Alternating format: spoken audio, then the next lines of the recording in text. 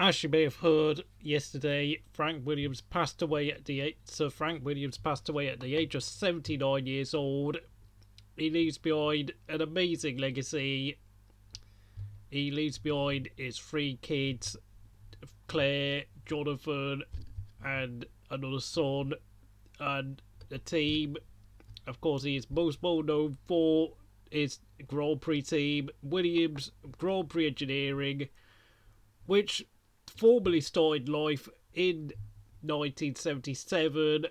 Frank, of course, had ran another team before then, before selling that team, which was called Frank Williams Cars, to Walter Wolf. But in his new team, as Williams Grand Prix Engineering, he set it up with his new design partner, Patrick Head, and by 1979, the team won their first ever race with Clay Regazzoni at the 1979 British Grand Prix.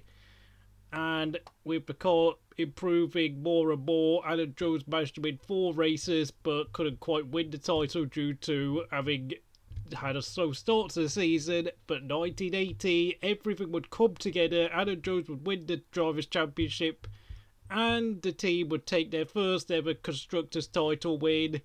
The team retained their Constructors Championship in 1981, but Carlos Reutemann narrowly missed out on the Drivers' title to Brabham's Nelson Piquet.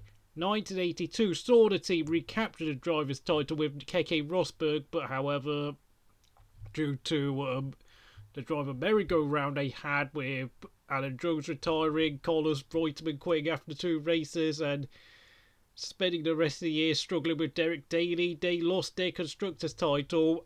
And due to the introduction of turbocharged engines and the banning of ground effects, the next 3 years would see the team win races sporadically with Rosberg behind the wheel. But once they got their Honda engines working, 1986 saw them hire Nelson Piquet and Nigel Mansell, where the team would win the Constructors title again, but they would miss out on the Drivers' title due to Mansell and Piquet taking points off each other, and of course the dramatic finale at Adelaide with Mansell suffering a puncture and Piquet pitting late on to avoid the same fate, saw Prost pip both drivers to the title at the last second.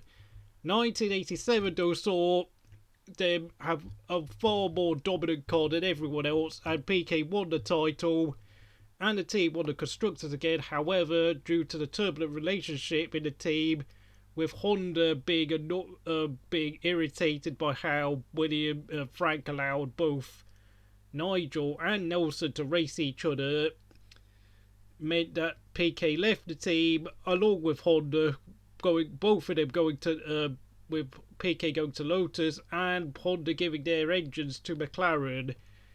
Of course, around this time, of course, in 1986, unfortunately, Frank Williams became a paraplegic after suffering a car crash. Of course, he is an inspiration for his amazing recovery from that car crash, but of course, he remained in a wheelchair for the rest of his life. With Honda leaving the team for 1988 after a year struggling with Judd engines and failing to make the active suspension work on their cars properly due to, of course, the lack of horsepower being given out by the Judd engines, they would change their philosophy for 1989 using Renault's V10 engines, with Renault coming back to Formula 1 after a short break. And by 1991, they were fighting for the championships again, with Nigel Mansell returning to the team after a 2-year stint at Ferrari. Mansell, but of course, in 1992, they finally got their active suspension working properly, and Mansell and Williams swept all before them to dominate the World Championship, with Mansell setting a new record for most wins in the season with 9 wins. Williams took 10 wins in total for the season, but once again, the team lost their star driver at the end of the year, with Mansell heading to IndyCar, with Patrese moving across to Benetton, and in 1993 they had a new driver lineup of Alain Prost and Damon Hill, who, of course, Damon Hill was promoted from the test driver role, having impressed quite often in the past 2 years beforehand. The team would dominate the championship again, not quite as comprehensively, with Senna and McLaren making a bare fist of the title fight than the year before, in spite of having to use Ford Cosworth engines. But Alan Prost would win his fourth and final driver's title with Williams, whilst Williams won the constructor's title again.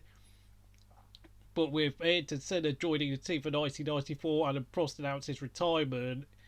Tragically, Ayrton Senna would lose his life at the San Marino Grand Prix in 1994, leaving Damon Hill with the responsibility of fighting for the Drivers' Championship, and he came agonisingly close, but was denied the World Championship after being taken out by Michael Schumacher in the final race at Adelaide. Despite losing the Drivers' title, the team won the Constructors' title for a third consecutive year.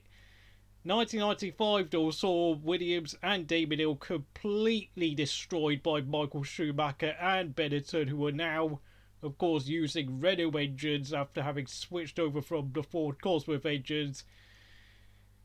But with Michael leaving Benetton to go to Ferrari, 1996 saw Williams have their most dominant season, with Damon Hill and Jacques Villeneuve winning a combined total of 12 wins and scoring the most number of points they'd ever scored in a championship win season, with, of course, the team only losing 4 races, of course, one of them being the Monaco Grand Prix, where Villeneuve had an awful race and Damon Hill's engine blew up.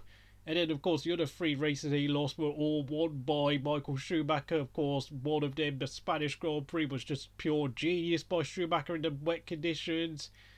Another win was, of course, Michael Schumacher beating him in the wet again at Belgium. And then, of course, the race at Italy saw both drivers crash out to allow Schumacher to win.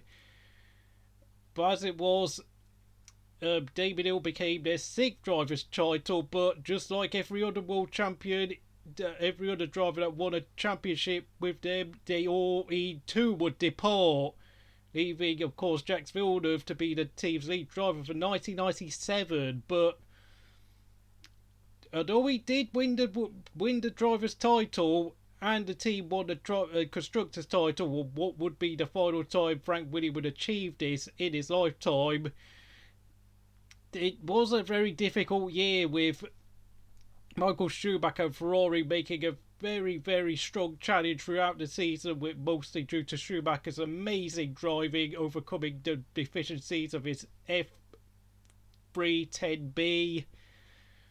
Of course, Villeneuve took 7 wins, Schumacher took 5 wins, and of course,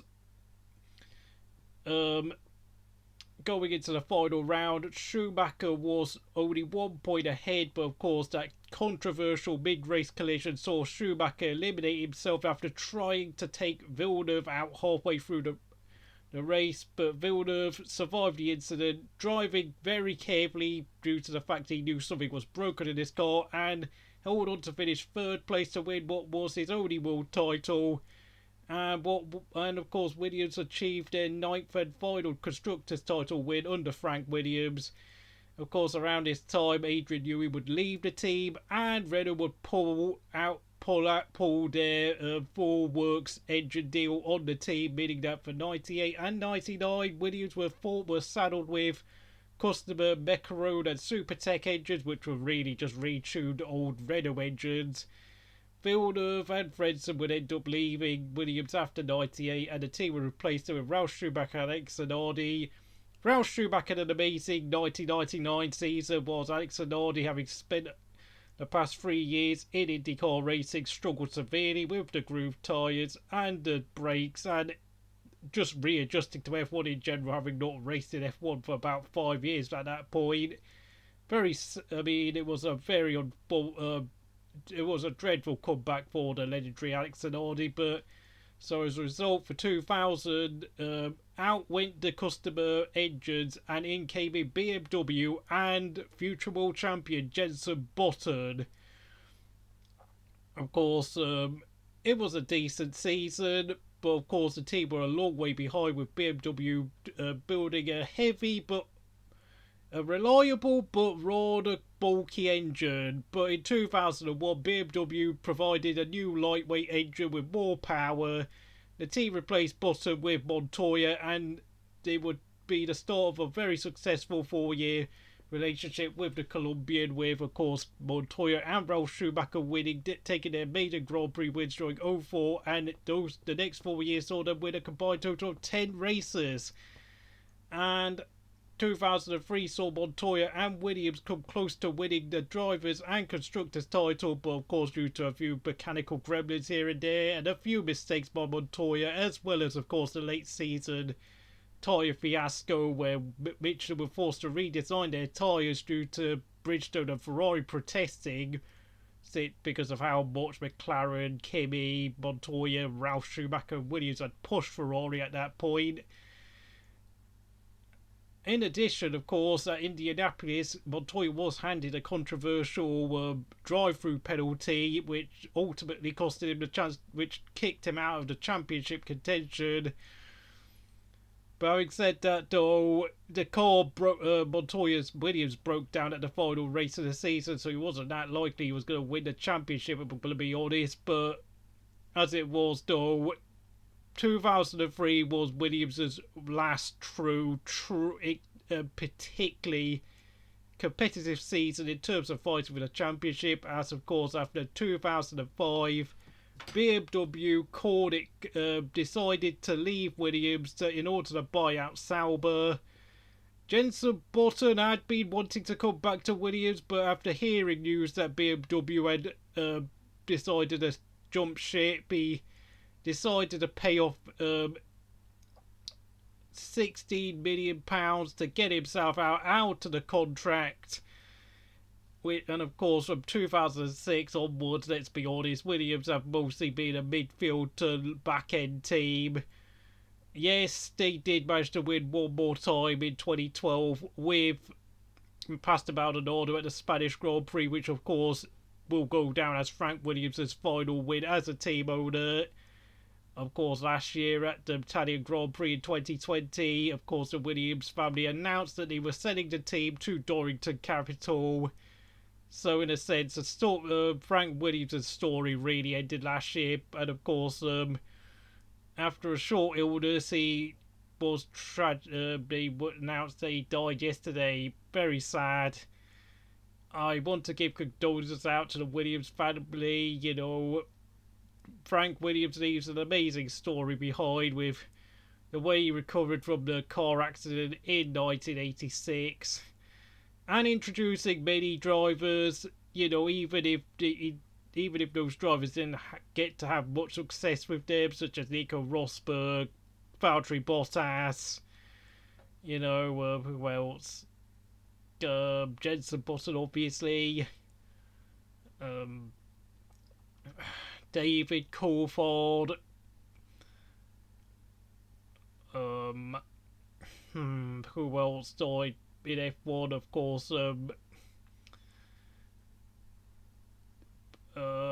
I mean, my memory's a bit lost right now. There's a lot to say, of course. They also gave Kazuki Nakajima a chance, Sergei Sorokin a chance, Lance Stroll a chance, and of course we all know some of these drivers came in with money in more recent years. You know, Pastor Maldonado a chance. Of course, you know, what we need to realise though is that until last September in 2020, Williams were pretty much the last real independent F1 team on the grid. I mean, it was always inevitable Williams were going to have to sell up to some sort of corporation with a lot more money than they had. I mean, they had to sell their engineering firm a year beforehand due to the fact of mounting costs and the fact that obviously the pandemic hit them pretty hard.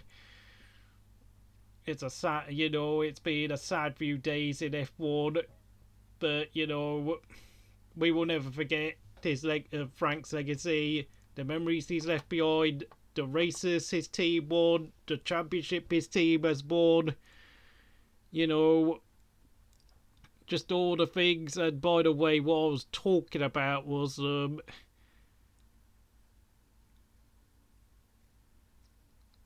And, it's not just Formula One Williams have been involved in.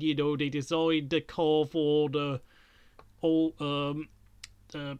the short-lived old version of the Formula 2 Championship, which lasted between 2009 and 2012, with, of course, and then, of course, they designed a Group 3 rally car for Metro, who, of course, called the Metro 6R4. Then, of course, they designed a car in the British Touring Car Championship. Was they designing a special touring car for the Renault team, which was driven by the likes of Adam Menu, Will Hoy, and Jason Plato. Of course, they also competed at the Bathurst 1000, but didn't get to win the race.